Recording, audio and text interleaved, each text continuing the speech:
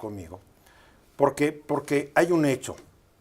Los que pertenecemos a las clases medias o los que pertenecen a clases más altas se burlan muchas veces de los programas gubernamentales. Claro.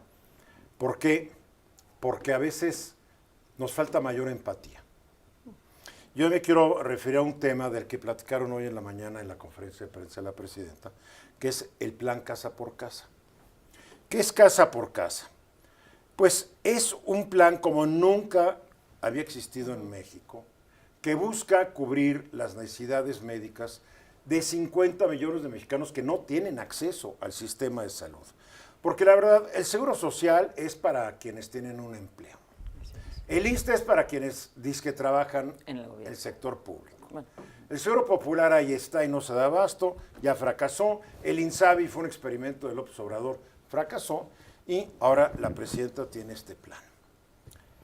¿Y por qué digo que la gente no lo entiende cuando es de clase media para arriba?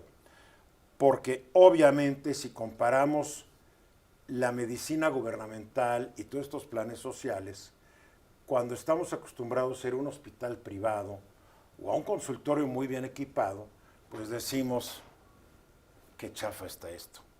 Y no estoy diciendo que no lo esté, pero lo que estoy diciendo es que comparado con no tener nada, algo ya es un avance. Hay mucha gente que no recibe atención gratuita porque vive en rancherías y en poblaciones realmente aisladas. Este es un país que todavía tiene muchas zonas incomunicadas. Hay mucha gente que requiere servicios médicos y no tiene dinero con qué transportarse. Por supuesto. Y cuando llegan algunos a la Ciudad de México porque están en el Seguro Social, no tienen dinero para poder pagar un hotel. O sea, es un país de carencias terribles que a los que mal llamaba o mal nos llamaba el aldeano fifís, a veces no entendemos porque nosotros vivimos esta realidad que es muy distante, muy ajena a la realidad que viven millones de mexicanos menos afortunados que nosotros.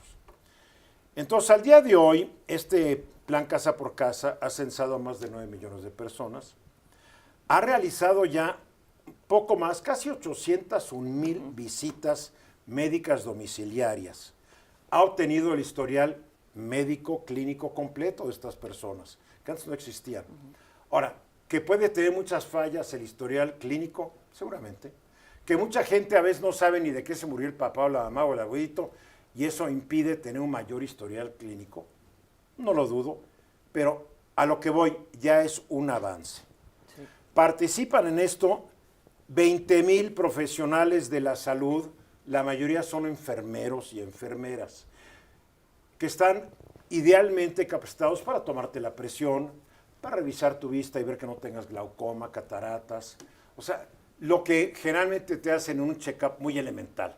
No estamos hablando de un check-up de 2 días que mucha gente paga y se va al hospital ABC o no sé a cuál, ¿verdad? Y ahí está, no. Es algo muy elemental, pero quiero insistir, de la nada a algo ya es un avance. Está operando en 32 estados, pero no hay cifras claras porque muchos estados no han sometido, no han proporcionado la información. En Michoacán han realizado ya 52,000 visitas, en Nayarit 12,000 visitas. Estamos hablando de lugares muy, muy amolados.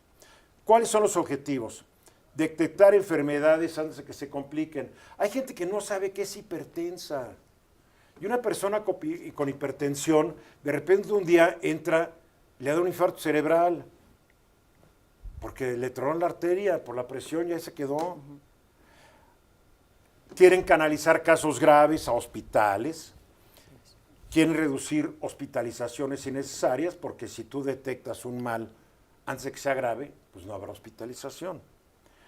El brote de sarampión en Chihuahua se detectó gracias a este plan de Casa por Casa. Si no, quién sabe dónde andaríamos, ¿no? Ahora, no es fácil y tiene muchas carencias. Ahí les van. Cada enfermero hace 10 visitas por día. Pobres. A veces llegan y no hay insumos para que hagan bien sus cosas. A veces llegan a un domicilio, pero el domicilio ya no es porque la gente se cambió. Llegan y enfrentan problemas de inseguridad, problemas de incomunicación. Mandas al hospital y capaz que el hospital no tiene los medicamentos, o el hospital está hasta casa del diablo, o el hospital no tiene camas. Estamos hablando de un problema sistémico de México que viene desde el primer día de la independencia nacional.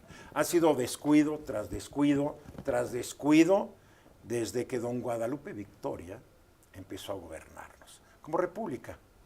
Antes fue el de descuido del emperador Maximiliano, o sea, podemos ir sumando. El presupuesto para este año es ínfimo, solamente son 7,000 millones de pesos. Pero 7,000 millones de pesos, cuando un objetivo es atender a 14 millones de personas, pues dividan y van a ver que son 2,000 pesos por persona. Si no me falla la matemática. A ver, tú, Álvaro, que eres bueno para esto. 14 millones, 7,000 millones entre 14 millones de personas, ¿no? Después, las farmacias del bienestar no tienen los medicamentos completos, por las causas ampliamente conocidas y comentadas. Y quiero aclarar una cosa, hay una faltante mundial de medicamentos. La gente dice que en México no hay. En Estados Unidos, mi hermana médica me habla, no hay esto, no hay esto, no hay esto y no hay aquello también. Y en Europa hay faltantes crónicas o porque los laboratorios ya no quieren hacer ciertos medicamentos o porque la pandemia interrumpió las cadenas de suministro, etcétera, etcétera. ¿Cuál fue la suma?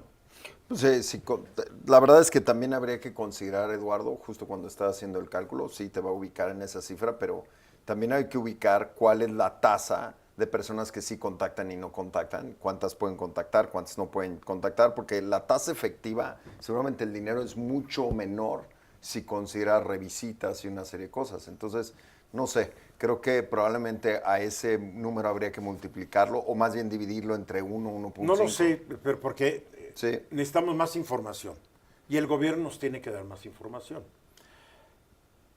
Entonces tenemos que casa por casa, es la primera intervención seria del gobierno de México en su historia de tratar de proporcionar salud para todos. Hubo un intento en el sexenio de Echeverría, que fue el IMSS Coplamar, pero se circunscribió más que nada a zonas rurales. Y en la Ciudad de México ha habido algunas, ya no son delegaciones, algunas alcaldías, donde han tratado de dar estos servicios. Está lejos de ser suficiente.